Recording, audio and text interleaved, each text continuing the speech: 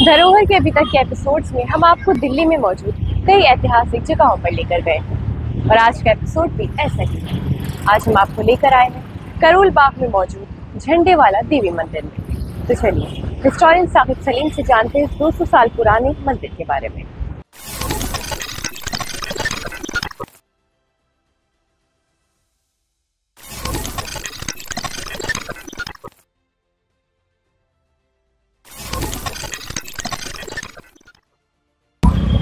तो जैसे कि इस वक्त हम करोल बाग में मौजूद है, तो मैं आपसे इस मंदिर के बारे में जानना चाहूंगी, झंडे वाला देवी मंदिर के बारे में। हाँ, ये झंडे वाला देवी मंदिर है, जैसा कि यहाँ पर आपको साफ साफ दिख रहा है।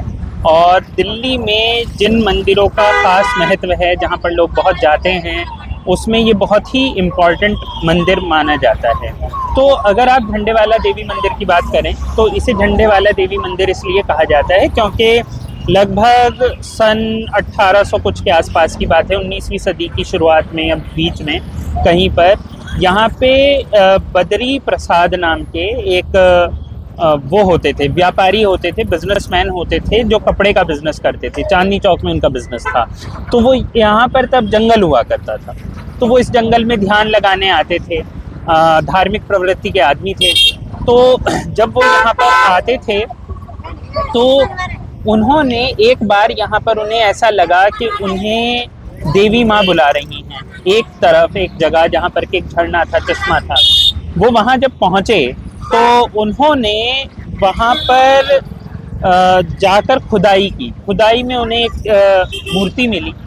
वो मूर्ति जो प्रकट हुई उसको उन्होंने स्थापित किया और यहाँ पर एक झंडा लगाया ताकि एक तरीके से लोगों को पता चल सके। पहाड़ी होती थी, अरावली का इलाका है, तो पहाड़ी होती थी, उसके ऊपर एक झंडा लगाया गया और एक और मूर्ति भी स्थापित की गई। तो उसी के साथ यहाँ पे एक देवी की मूर्ति के साथ झंडा क्योंकि लगा तो आसपास के लोगों ने इसे झंडे वाली देवी कहना शुरू कर दिया और इसी के साथ ये झंडे आगे चल के मंदिर का विस्तार होने लगा। तो ये झंडे वाला मंदिर कहलाया। और अगर आप इसे एक मंदिर, जो एक सोसाइटी के तौर पे मंदिर, जिससे कि बहुत सारे चैरिटेबल इंस्टीट्यूट्स भी आज के दौर में चल रहे हैं, तो ये शुरू हुआ 1944 के आसपास, जब बद्री जी के जो पोते थे उन्होंने इसका एक सोसाइटी का निर्माण किया। और सेठ गिरधारी जो कि एक बैंकर होते थे, सिटीजन बैंक या न्यू सिटीजन बैंक करके एक चलता था और एक और कोऑपरेटिव बैंक था, उसके वो करता धरता थे और बहुत ही इम्पोर्टेंट वो फ्रीडम मूवमेंट के दौरान कांग्रेस को फंड भी करते थे। तो वो इसके अध्यक्ष बने और यहाँ पर उसी के साथ एक प्रॉपर सोसाइटी के तहत 1944 में 1944 में यहाँ पर एक सोसाइटी के तहत चैरिटेबल ट्रस्ट जिसे कहते हैं, जहाँ पे बाकी काम भी साथ साथ शुरू हुए, मतलब एजुकेशन या मेडिसिन से रिलेटेड। और धीरे धीरे यहाँ पर ये मंदिर प्रॉपर्ली और अच्छे से रन करने लगा। तो अगर हम दिल्ली का इतिहास देखें तो ख़ासतौर पे आज़ादी के बाद का 1947 के बाद से ये दिल्ली की एक ख़ास जगह है। यहाँ पर श्रद्धालु आते हैं क्योंकि देवी का मंदिर है, तो इसलिए नवरात्रों में ख़ास तौर पे बहुत चहल पहल रहती है। बाकी वक्त भी यहाँ पर लोग आते हैं, प्रसाद यहाँ पर अंदर से मिलता है। और झंडे वाला मंदिर अगर आप खुद कहें तो करोल बाग के लिए, जैसे हम करोल बाग को एक लैंडमार्क कह सकते हैं, या आज दिल्ली में एक लैंडमार्क है। तो जैसे आपने अभी करोल बाग का जिक्र किया, तो मैं जानना चाहूँगी इस एरिया के बारे में थोड़ा, यहाँ पे और क्या क्या चीज़ें आसपास मौजूद है। करोल बाग अगर आप देखें तो यहाँ पर बहुत सारे आप हार्डवेयर के काम होते हुए देख सकते हैं। यहाँ पर पास में आपको गंगाराम हॉस्पिटल देखने को मिलता है। पास ही में राजेंद्र नगर करके जगह है, जहाँ जो कि एक तरीके से मुखर्जी नगर के साथ साथ दिल्ली में हब माना जाता है, जो आपकी कोचिंग इंस्टीट्यूट होते हैं उसका। उसके अलावा यहाँ पर हकीम अजमल खां का जो पुराना एक यूनानी मेडिकल कॉलेज है वो भी इसी इलाके में पड़ता है। और ये एक तरीके से दिल्ली का थोड़ा पुराना इलाका है जो कि आज़ादी से पहले से बसा हुआ है और यहाँ पर लोग तब से हैं। तो करोल बाग का अपना इतिहास ये है। और यहाँ पर अगर आप आसपास चीज़ें देखें तो आपको समझ में भी आएगा। आप जब चलते हैं राजेंद्र नगर की तरफ तो आपको पुराने घर दिखाई देते हैं जो लगभग 100 साल पुराने भी हो सकते हैं।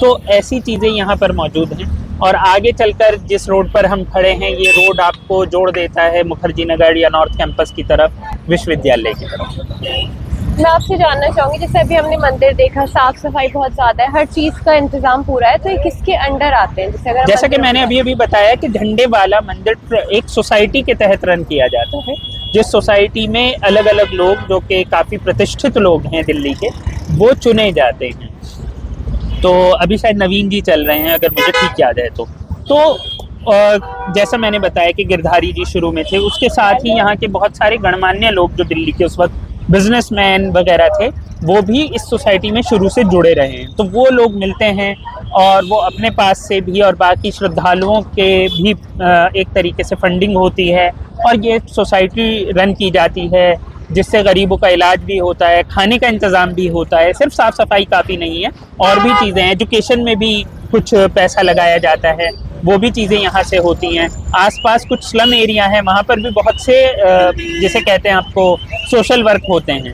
तो मंदिर बहुत सारे काम सोसाइटी के थ्रू करता है, साफ़ सफाई से आगे भी। धरोहर के इस एपिसोड में हमने जाना करोल बाग में मौजूद झंडे वाला देवी मंदिर के इतिहास के बारे में।